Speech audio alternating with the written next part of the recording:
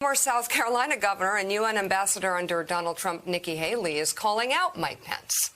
She praised the former vice president for not overturning the election, but took issue with him for saying this. President Trump is wrong. I had no right to overturn the election. Look, Mike Pence is a good man. He's an honest man. I think he did what he thought was right on that day. But I will always say, I'm not a fan of Republicans going against Republicans, because the only ones that win when that happens are the Democrats and the media. Yes. Commandment. We hear Nikki this. Haley Yes. is definitely not a fan of Republicans going after Republicans. Don't do it. No way. Your rhino governor, Brian Kemp, who's been a complete disaster on election integrity. Well, I think President Trump's always been opinionated. That, just because he left being president, that's not going to stop. Donald Trump blasted Senate Minority Leader Mitch McConnell as a dour, sullen, and unsmiling political hack who doesn't have what it takes. For all of you that are going to ask about 2020, no, I'm not running for 2020. I can promise you what I'll be doing is campaigning for this one. So I look forward to supporting the president in the next election. Jeff Flake was a chairman of a committee, and Paul Ryan also retired this cycle. So why do you think that is? Whose fault is it that there were so many retirements? Jeff Flake's case, it's me, pure and simple. I retired him. I'm very proud of it. I did the country a great service. He runs again in 2024. Will you support him? Yes. Let's just let that. You don't criticize Republicans. She's against it. And so Ronald Reagan's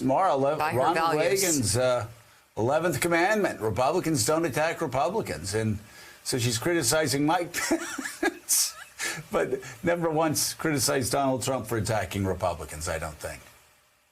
It's remarkable. Nikki Haley's transformation is, I would say, in some ways complete. I was actually on the ground in South Carolina when, after that horrific attack on the church there, and really a hate crime that took place. And it's amazing because there was so much pressure on Nikki Haley at the time to take down the Confederate flag from the State House, and ultimately she did do that. And it's hard to even square these two Nikki Haleys at this point. Of course, the culture wars have become so much more intensified now, after Donald Trump, 4 years of Trump. But it just goes to show how far even those who were moderates in the party have bent their own dignity to the will of Donald Trump and the most extreme parts of the Republican Party. And, it's disappointing. And frankly, the American public can expect more from people who call themselves leaders. There has to be some level, you would hope, at which people would say, I would rather lose my seat than continue on with this charade. But there seems to be no bottom. And we keep saying this, Mika, it is boring. It is boring, but it's, of course, still important because we have to be vigilant. Yeah, absolutely. I'd like to read you a quote from 1 year ago right now, last February, from Politico. Tim Alberta's great piece about Nikki Haley. She said this of President Trump. This is a month after January 6th. We need to acknowledge he let us down. He went down a path he shouldn't have. We shouldn't have followed him. We shouldn't have listened to him. And we can't let that ever happen again. That's Nikki Haley, a quote from her. She, of course, backtracked later when she drew criticism for that. Donald Trump said once famously, every time she criticizes me, she uncriticizes me 15 minutes later. That's the sort of the state of the criticism in the Republican Party of Donald Trump. I don't understand it. Just who? I mean, I just don't understand. I mean, who keeps going back? It just again, we could go back to Lindsey. I mean, it looks like Lindsey's flopped now. Flip flop, flip flop. He's flopped back, and now he's kind of speaking truth to power. But you look at Gary, or who? What did Trump call the? Steve. Kevin. Steve. You look at Steve, the majority leader, Donald Trump's majority leader, and Steve again. I mean, again, I just wonder. It's not like,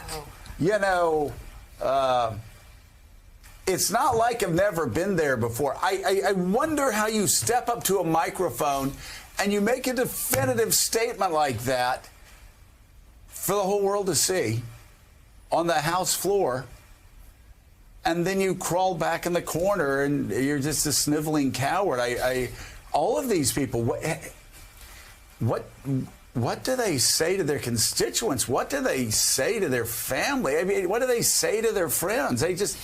I don't understand it, the behavior. And you are right. And Trump's right here, too, about Nikki, who, we've known from the beginning. And I thought she was a really talented politician at the very first debate. Oh, she's really talented. She was running for governor. Yeah. And, but yeah, they just flip-flop. They change. They attack Trump, get a little heat, and then they're suddenly on Trump's side.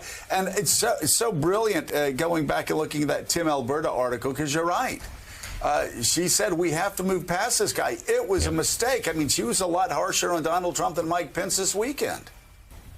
Yeah, I mean, if you read the entire piece, she's no uncertain terms of how she saw Donald Trump in that moment. And that was a time, remember, like Lindsey Graham, a lot of Republicans put their toes in the water of, oh, maybe we can walk away from this guy. January 6th was so bad, maybe this is the moment we break free. And when it became clear to them that the voters, most voters in the Republican Party, said, no, actually, we were okay with that. We like Donald Trump. They flopped right back. So that's why whenever we hear criticism of Donald Trump from Republicans, it's to be taken with a massive grain of salt. But the thing is, again, I don't want to be too simple here, but when I disagreed with my constituents, I didn't change my mind. I went and had town hall meetings and said, hey, this is why I believe what I believe. Let's talk through it. And most of the time, at least over half would go, okay, I get it. Yeah, I agree with you. And the other half would be like, well, thank you for coming and talking to me about it. That's what I don't understand. I don't know why these people don't try that more and have a little more faith in themselves and in their constituents that they can go tell them the truth. But they haven't done it. They are scared. They're always running for cover.